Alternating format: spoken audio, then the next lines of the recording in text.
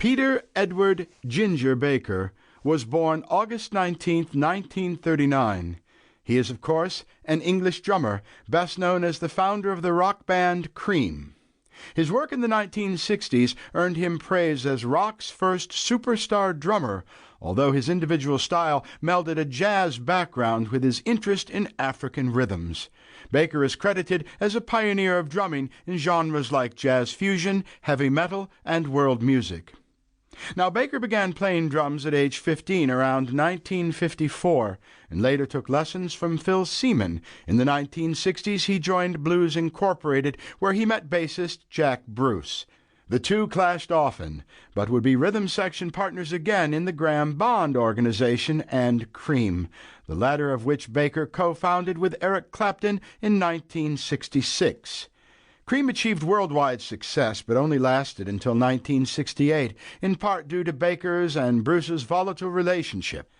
After briefly working with Clapton in Blind Faith and leading Ginger Baker's Air Force, Baker spent several years in the 1970s living and recording in Africa, often with fellow Ransom Kuti, in pursuit of his longtime interest in African music. Among Baker's other collaborations are his work with Gary Moore, Masters of Reality, Public Image Limited, Atomic Rooster, Bill Laswell, jazz bassist Charlie Hayden, and another personality-led effort, Ginger Baker's Energy. Baker's drumming attracted attention for his style, showmanship, and use of two bass drums instead of the conventional one. In his early days, he performed lengthy drum solos, most notably in the Cream song Toad, one of the earliest recorded examples in rock music. Baker, too, is an inductee in the Rock and Roll Hall of Fame as a member of Cream, and of the Modern Drummer Hall of Fame in 2008, and of the Classic Drum Hall of Fame in 2016. That being the annotated chapter and verse biography of Peter Ginger Baker, let me tell you where I came into the story. I received a phone call many years ago out of the blue, with a voice on the other end of the line saying, "It's Ginger," to which I replied, "Ginger who?" He said, "Ginger Baker, you idiot. I want you to write my book." This was at a time in my career when I was pretty much in demand, and I was somewhat surprised and very honored to get the call.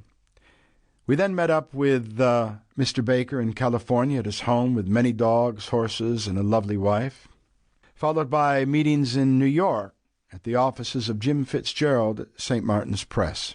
Eventually, a lucrative international book deal was hammered out, and Ginger and I began to work on the book. It was, without doubt, one of the most extraordinary experiences of my life, and not particularly in a good way.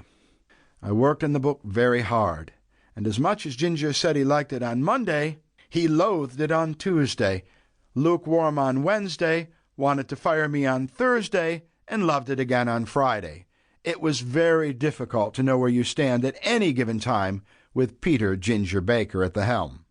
In putting together the book, we headed into Mark Studios in Clarence, New York, near my home in Lockport, where we did a marathon of about 2 weeks of extensive and intimate interviews with the legendary drummer.